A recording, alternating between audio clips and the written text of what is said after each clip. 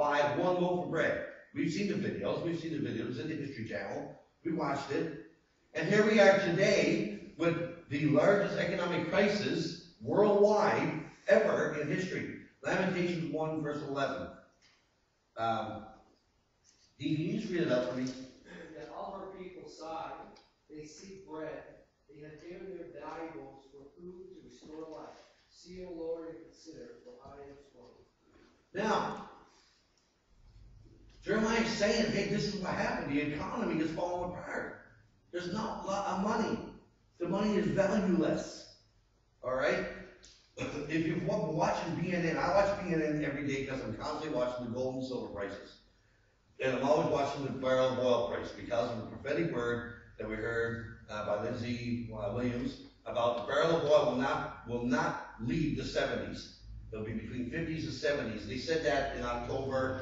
He was sitting there. It hasn't gone into the 80s. Okay? So I'm constantly watching these numbers. Now, if you watch BNN, it also talks about this World Economic Fund that all the governments are putting in. You see, they're saying that our economy is actually recovering when it isn't. What's happening is all these governments are putting money in to give it make it look like a false recovery. Okay? But the United States just released its numbers for the past year. Their numbers are worse than what they were a year ago. The unemployment's higher, the housing bankruptcies are higher, the homeless, people from the food banks, the numbers actually escalated. But what we see is people have money, bank bailouts, people bailouts, that kind of stuff. Okay, but what's going to happen when the government can't give no more money? There's no more money to put in there, which is going to force everything way down. Jeremiah is telling us this is what is happening in Jerusalem. And those things are happening here in our country, in our homes, in our towns today. This scripture, again, is totally in relationship to what's happening in today's world. Fast forward to Lamentations 5, verse 2. Okay. He saw the wealth of the cities looted by foreigners. Dino, can you read that out loud for me again? Our inheritance has been turned over to aliens, and our houses to foreigners. Okay. Now, you heard that scripture well, you read it well. It talks about how our money has been given away to other people. In 1989, the U.S. government gave its last gold to the country of China. In 1982, Canada sold its last bit of gold to the country of China. They are printing money that they have nothing to back anymore. Now, the country of Dubai, okay, just called the United States and said, oh, hey, I'm not going to pay you back the loan. We just don't have the money right now. The Emirate, the Royal Emirate, they're right there. Guess who owns all the gold? The Royal Emirate. Well, they're just saying, too bad, I'm not going to pay you. So the United States is in this panic mode, and Canada and Britain, who loan these people money, trying to figure out how they're going to do it, how they're going to get their money back. Well, in turn, what happens, they have this economic change climate going over there now, okay? And what the governments are doing, they're dumping money into the poor countries and backing it by the promise of Dubai. They follow what I'm saying, okay? So they're trying to sew it all together when it's already fallen apart. So you have a bunch of broken parts sewed together. It's still a broken part. It's not fixed, okay? So that scripture, again, is totally related to what's happening today. Our money, which is backed by the American dollar, okay, is not backed by mineral gold anymore. You're just printing the money arbitrarily. You'll hear Barack Obama talk about it. They'll fix it down the road. You hear the Canadian economist talk about it. They'll fix it down the road. Well, now here's an interesting question. If nobody knows when God is going to return, where's down the road? Just ponder that thought for a moment. Okay, kind of go back forward again here to Lamentations 3, verse 17. I'm only going to read it out again because I just can't read the yellow. He saw the people who were once rich reduced to begging in the streets. Okay, so go ahead, Dino. You have moved my soul far from peace. I have forgotten prosperity. Now,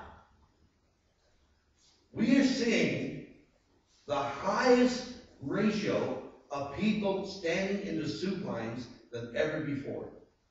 For the last month since Mom's been sick, I've been going and picking up Jennifer and Adriana at their school. There are more dads at the school than what there are moms picking up their children. The unemployment rate is crazy. Okay? I know a person who is extremely rich. Okay? This man was so rich that he actually buried his money in the ground.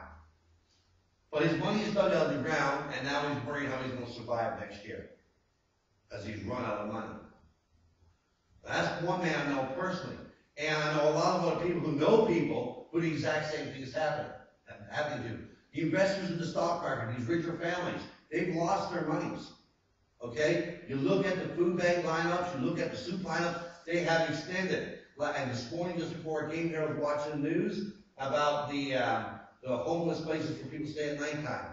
It has escalated in the city of Vancouver 300% over last year. Okay? Again, this scripture is totally in relationship to where we are today. Jeremiah is on the scene, CNN reporter reporting live to us. Okay? This is what's happening. The prosperity has left. Now, I am going somewhere with all this message, okay? I want to go back to Lamentations 2 again. And this time I want you to look at number 11, okay? As Jeremiah witnesses all these things, his strength and his health has failed him. It was too much for him to bear. He tells us in Lamentations that the things that he saw made his digestive system fail. Go ahead, Dino.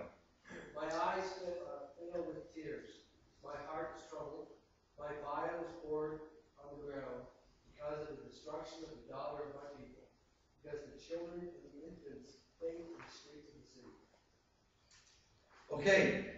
Now, he's telling us that he's looking at this situation and it's making him physically sick. Because of the evil that's going on around him. Because of the people that are starving, that are dying. Again, all brought on by evil. Okay? We see our own pastors today in our churches getting extremely sick. I guarantee pastors in this church are not the only sick pastors. There are lots of sick pastors out there. Okay? The fellowship I belong to, I manage 165 pastors. We had one who dropped dead just yesterday morning. I told you about this, right? Okay? 53 years old. So the enemy is out there attacking the pastors. Because the pastors are so stressed out of what's going on around them. How am I going to help this one? How am I going to... Pastors have that shepherding heart. Okay? How am I going to help? How am I going to do this? How am I going to... Now, all these scriptures are going somewhere. And where they're going is this. I believe that God shows us grace and mercy. And we are to show grace and mercy. But I also believe that it comes to a point when God steps aside and says, you know what? Enough already. You won't listen to me. You won't do what I'm telling you to do. So I'm just going to step aside and let the world have at it. Now that's what happened in Jerusalem. They weren't paying attention to God. They weren't focusing on what at that time his law was. Okay? They weren't doing none of those things that he wanted them to do. God stepped aside and said, enemy, you have legal right to go in there and kill that city. And that's exactly what Satan did. He walked in there and had it happen. Just like Jesus Christ. He came here to die. He never came here to live. He came here to die. God allowed the enemy, in this case the Pharisees, the Sadducees, and Satan, okay, to have at him with Jesus. To torture him, to whip him, to murder him, and let him die. God stood by and allowed that to happen. He could have stopped it. Jesus himself could have stopped it. As he too is God. But God stepped aside. You must do this, he says, so that you can redeem the people back to me. Through you. You need to be that bridge. Jesus dies. Rises from the dead. Grabs the keys to hell back. Salvation is at hand. Okay? Now,